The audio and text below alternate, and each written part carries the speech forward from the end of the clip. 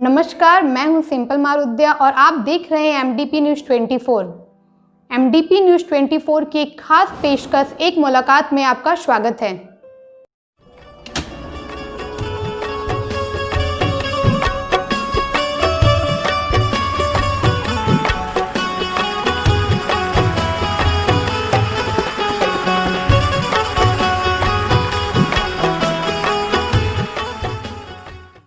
नमस्कार, MDP news 24 के मशहूर कार्यक्रम एक मुलाकात में आज हम आपकी मुलाकात करवा रहे हैं देवघर के विधायक श्री नारायण दास जी से।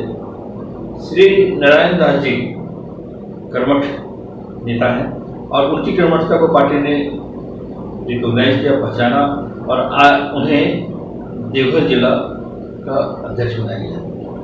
भारतीय जनता पार्टी ने उन्हें अपने देवघर जिला का अध्यक्ष बनाया है। तो इस अवसर पर और अभी जो कुछ चल रहा है देश में उन सब विषयों को लेकर हम उनसे बातचीत करेंगे। तो आइए मिलते हैं नारायण दास जी से। स्वागत है। प्रणाम, आपका भी स्वागत है। सबसे पहले तो आपको बधाई जिलाध्यक्ष बनने पर। अब ये बताइए कि अब आप 2 बार विधायक रहे हैं और काफी सक्रिय विधायक रहे हैं, फिर ये जो नई जिम्मेवारी मिली, नई भूमिका जो आपको मिली है, इसको आप किस रूप में देखते हैं? सबसे पहली बात यह है कि हम 2 बार विधायक रहे हैं और अभी विधायक हैं।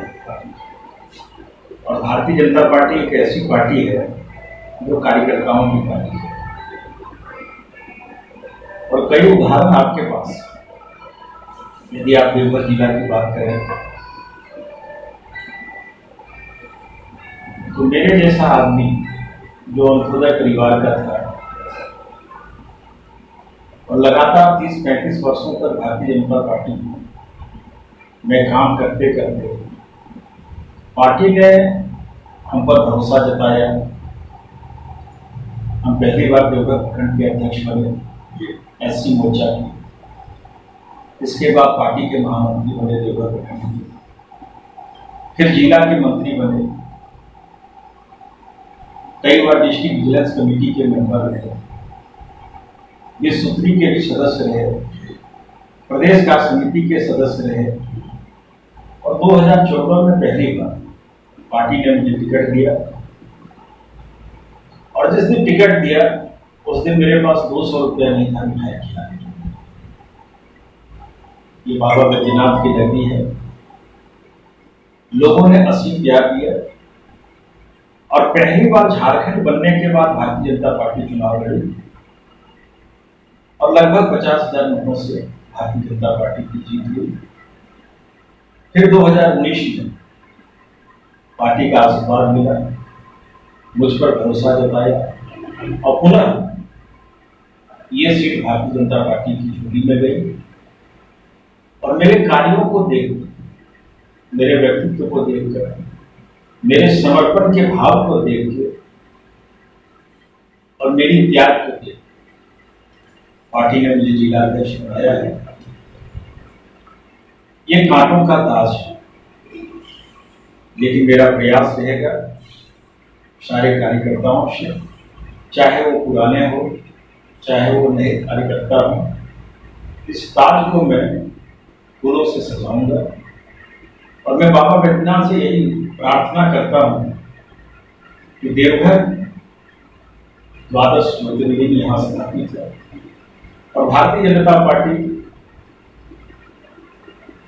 धर्म के साथ आती है। और मेरा मानना है कि जब एक अदने से कार्यकर्ता को जिम्मेवारी मिलती है तो वो कार्यकर्ता पार्टी को सींचता है, पार्टी को फलता फूलता देखना चाहता है और यही भारतीय जनता पार्टी की पहचान है। अच्छा, आप अभी दूसरी बार विधायक बने हैं, तो पहली बार जो भी कार्य किया देवघर के विकास के वो कार्य हुआ। अभी आप देवघर के विकास के और क्या क्या करना चाहते हैं? क्या योजना है आपको? किस तरह से देवघर का विकास करेंगे? क्या बाकी रखेगा? देखिए, जब से ये सरकार बनी है, यूपीए की सरकार, ये आपसी कलह पर बनी हुई है। कुछ दिन पहले आप देखे होंगे माननीय मुख्यमंत्री जी के पीएस और माननीय ग्रामीण विकास मंत्री के पीएस के बीच मारपीट हुई। इसका कोई भी मंत्री, कोई भी माननीय सदस्य कभी भी कुछ बोलता है। और जब गठबंधन की बात होती है तो एक सामूहिक प्रयास से सरकार चलती है। चुनाव होने के बाद कोरोना जैसे वैश्विक महामारी आ गई। आप एक विधायक के रूप में जो देवघर में विकास की जो चुनाव के बाद कोरोना जैसी वैश्विक महामारी आ गई।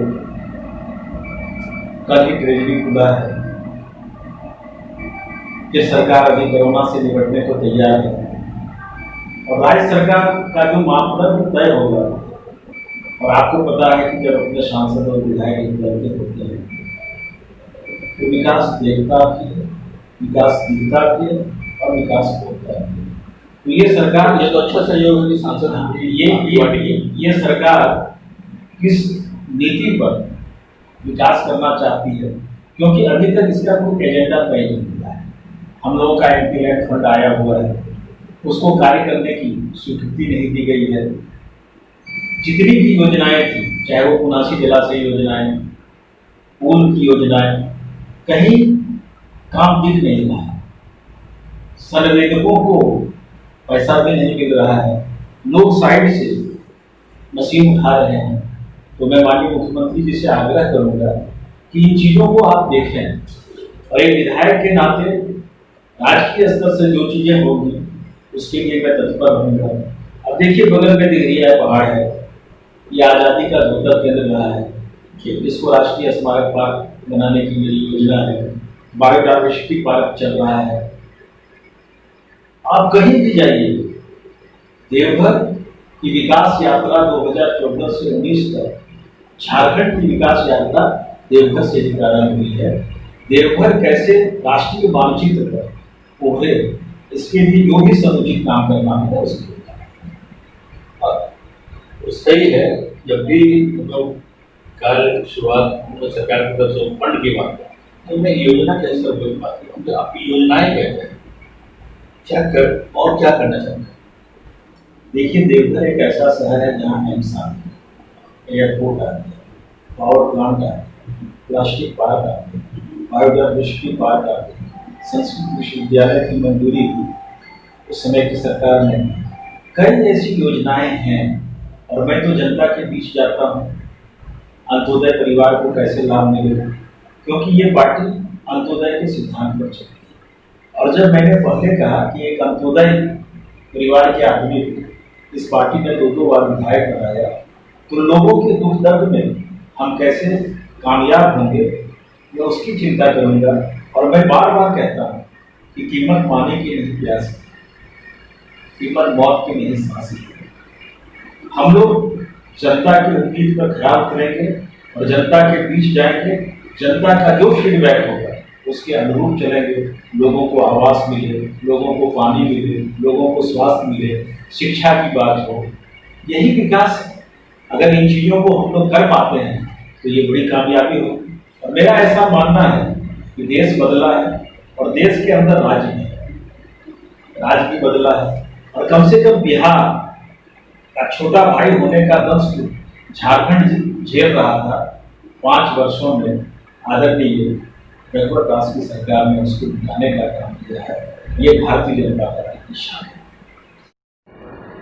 अच्छा, कोरोना की बात हुई, आपने कोरोना की चर्चा की, तो आज पूरा देश जो है कोरोना के संकट से गुजर रहा है। इस दौर में आपने काफी काम किया, लोगों के लिए सेवा किया, वो सक्रिय रहे। अभी क्या लगता है कि अभी धीरे धीरे लोग के बीच में जो लोग सेवा कर रहे थे वो संख्या घटती जाएगी, काम कम होता है। क्या ऐसा लगता है कि अब इसकी आवश्यकता नहीं है? देखिए, सबसे पहले तो हम लोगों ने प्रवासी मजदूर के वंश को जिया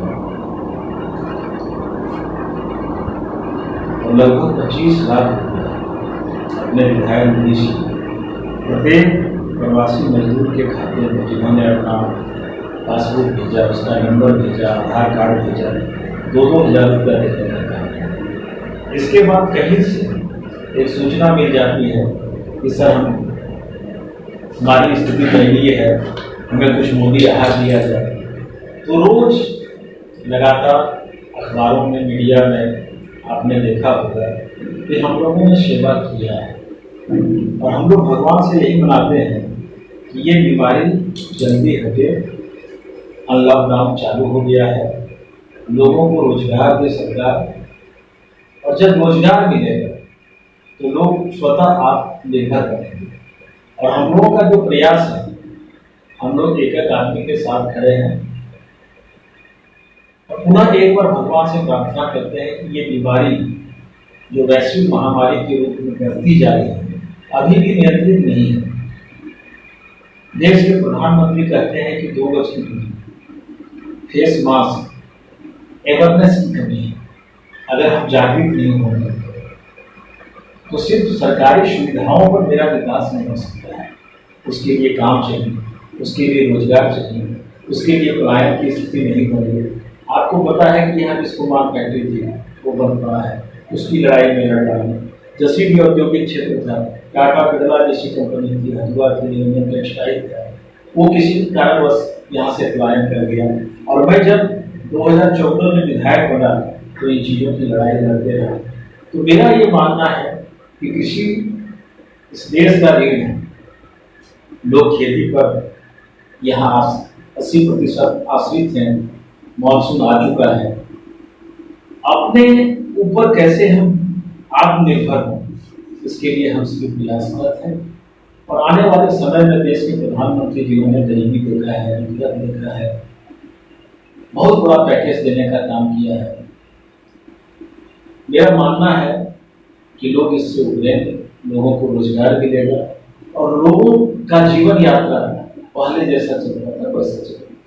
आपने बहुत सारी विकास की बात की, बहुत सारी योजनाएं आई, बहुत सारे प्रोजेक्ट यहाँ चल रहे हैं, योजनाएं चल रही, लेकिन यहाँ कहीं कहीं बिजली का अभाव, तो बिजली के कारण जो है सारी जो परियोजनाएं हैं वो प्रभावित होती है। बहुत सारी कंपनियां बंद, उद्योग बंद होते हैं। तो उसके आत्मनिर्भरता की भी बात की, तो आत्मनिर्भर हो विद्युत के बात, उसके लिए क्या आप प्रयास कर रहे हैं, क्या आंदोलन कर रहे हैं, सरकार से?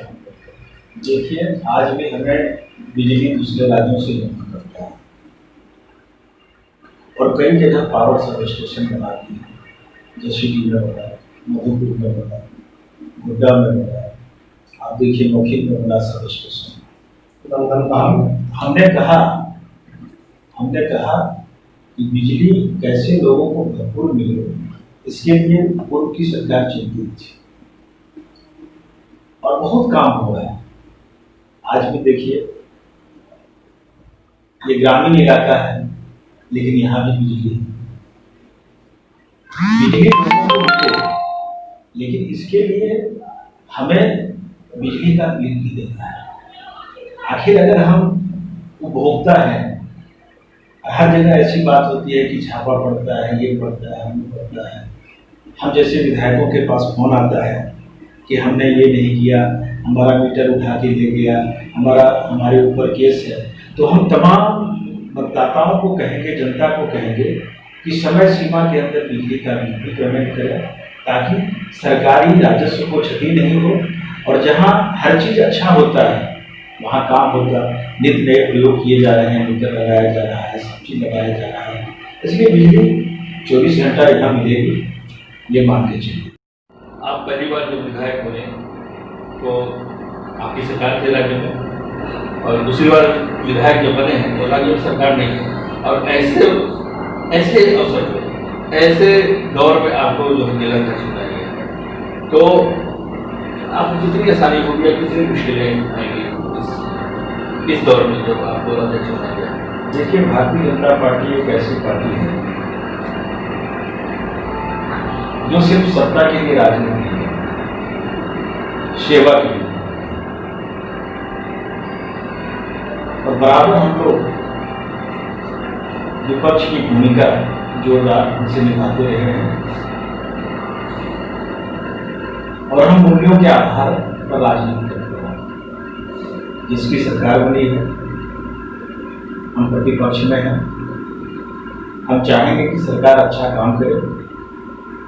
जिस तेज गति से झारखंड का विकास 54 से 19 तक हुआ, हम चाहेंगे कि उसी आशा के अनुरूप ये सरकार विकास करे, क्योंकि जनता जब किसी को चूज करती है, जिताती है, सरकार बनाती है, तो जनता की उम्मीद बड़ी होती है। आदरणीय रघुवर दास जी की सरकार थी,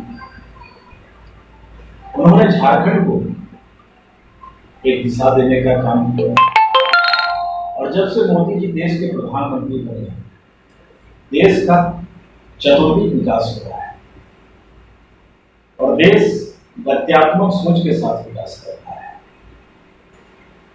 हमारी विपक्ष की भूमिका रहेगी, हमें जिलाध्यक्ष बनाया गया है, पार्टी के सारे कार्यक्रमों को करना है। देश के बारे में बात करेंगे, लेकिन पहले जैसे कि आप ही समय कह रहे हैं कि कांटों का कार्यक्रम और आप फूलों से सजाए, तो किस तरह से फूलों से सजाएंगे? क्या आपकी योजनाएं क्या है पार्टी को? यहाँ अगर आपको भूमिका दी गई है तो उस भूमिका के निर्वहन के क्या क्या योजनाएं हैं? कैसे जोड़ेंगे लोगों को? और अच्छे विपक्ष की ही भूमिका के लिए संगठित होना जरूरी, तो संगठित कैसे करें? देखिए, हम लोग एक ऐसे संगठन से जुड़े हुए हैं जो हमेशा संगठनात्मक कार्यों को करते रहा है, और हम संघर्ष करके सत्ता तक पहुंचे हैं।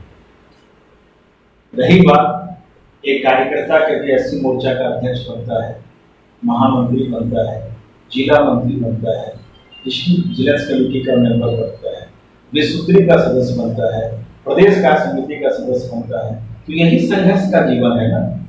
आम लोगों के लिए ये सबसे तो पार करके आप अध्यक्ष बने हैं, तो आपको एक भूमिका दी गई है, तो उसको कैसे निभाएंगे? तो कैसे जोड़ेंगे? कार्यकर्ताओं को कैसे जोड़ेंगे? उनका सम्मान के साथ बहुत सारे रूठे होंगे, बहुत सारे लोग बनना चाहते थे, वे नहीं बन पाए, उनको कैसे मनाएंगे? क्या कार्यक्रम? देखिए, पार्टी में सबकी सोच होती है कि हमें दायित्व है, लेकिन पार्टी जो तय करती है, पार्टी के अनुरूप मूल चलता है।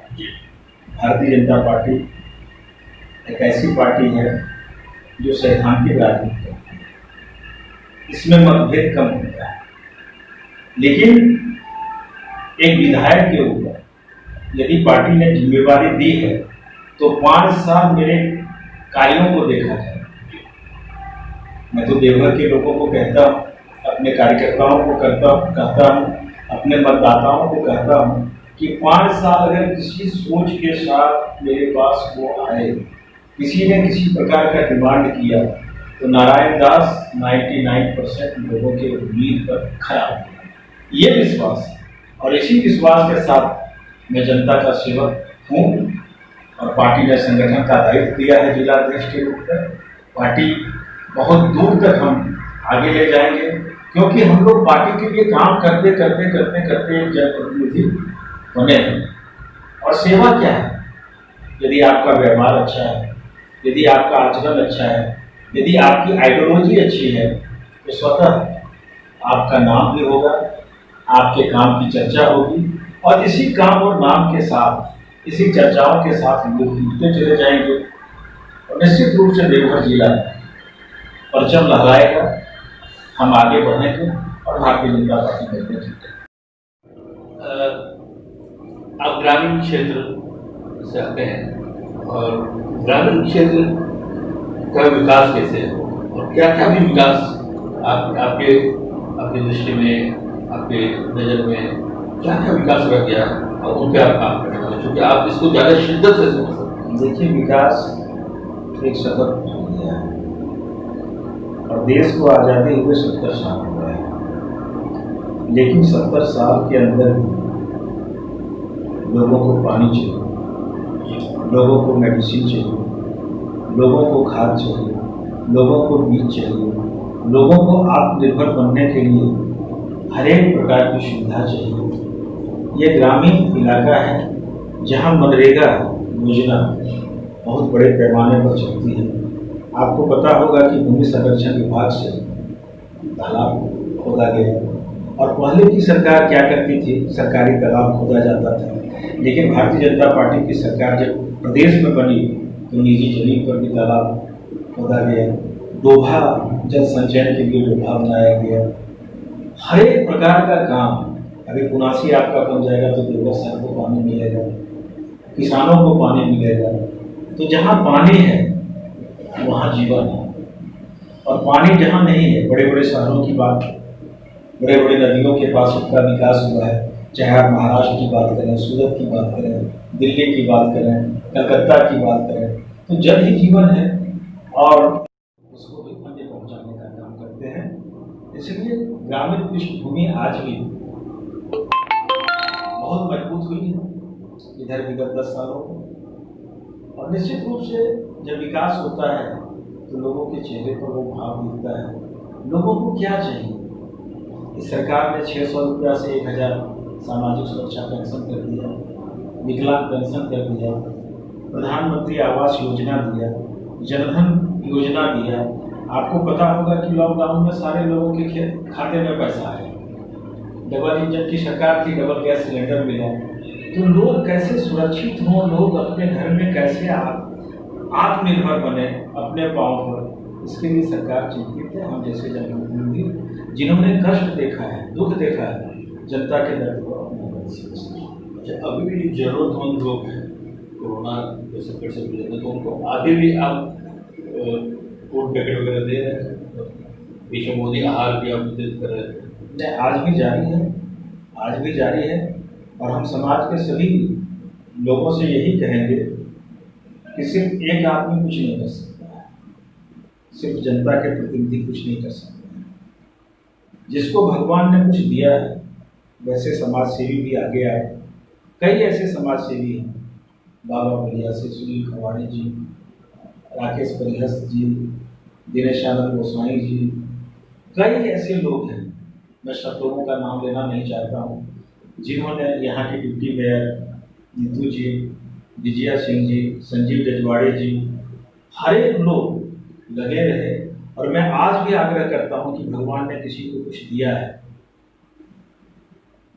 तो वो लोगों के दुख दर्द को अपना दर्द समझें और इस जीवन को बांटने का काम करें। वैसे देवघर को सांस्कृतिक राजधानी हम करते हैं, और आप ये हमेशा साहित्य में अभिरुचि रखते हैं, संस्कृति में अभिरुचि रखते हैं, तो ये इसको सचमुच दर्जा मिले राज्य सरकार से, इसके लिए आप किस तरह से काम करें?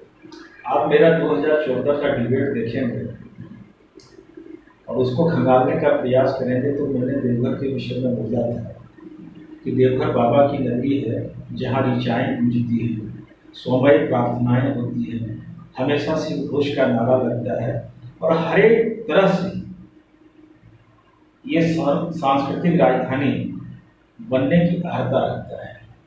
और यहाँ जितने भी नेता आते हैं, जनप्रतिनिधि आते हैं, सारे लोग बोलते हैं कि देवघर झारखंड की सांस्कृतिक राजधानी है।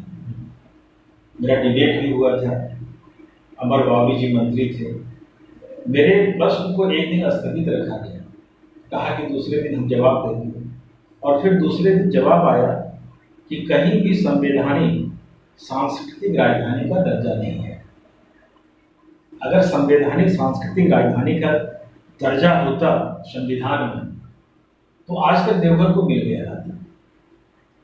अगर हिंदुस्तान में कहीं भी आप दिखा दीजिए कि उसको संवैधानिक सांस्कृतिक राजधानी की बात है तो देवघर के लिए भी हम लोग लड़ाई लड़ रहे हैं।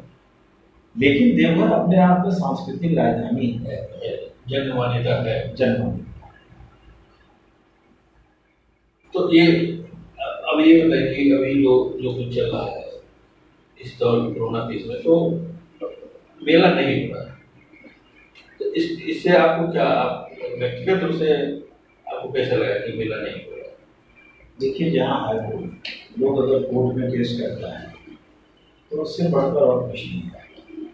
कोर्ट का डिसीजन सब कुछ मांगते हैं, हम भी कोर्ट के डिसीजन को मांग रहे हैं और इसको कुछ प्रोग्राम नहीं। अब अंतिम में आपने अभी जागरूकता की कमी की बात की, तो एक जागरूकता कैसे आए वो सब आप अपील करें, कार्यकर्ताओं से भी जेवर के जनता से मैं अपने विधानसभा के साथ साथ पूरे झारखंड प्रदेश के लोगों से कहूंगा कि केंद्र सरकार की गाइडलाइन पर आप चलें। मोदी जी के चेहरे को देखने के बाद पता लगता है कि देश कैसे संकट से उभरेगा। बराबर वो कहते हैं कि 2 गज की दूरी बना के रखिए, हाथ को सैनिटाइज करते रहिए, फेस मास्क पहनते रहिए। और मैं यहाँ के लोगों से यही अपील करूँगा कि निश्चित रूप से यदि जरूरी काम है तो घर से आप बाहर निकलें, यदि जरूरी काम नहीं है तो घर के अंदर ही रहें और कम से कम फेस मास्क उसको जरूर मुंह पर धारण करें, क्योंकि कोरोना एक ऐसी बीमारी है जो नाक और मुंह से उसका विषाणु जाता है और लंग्स को डैमेज करता है।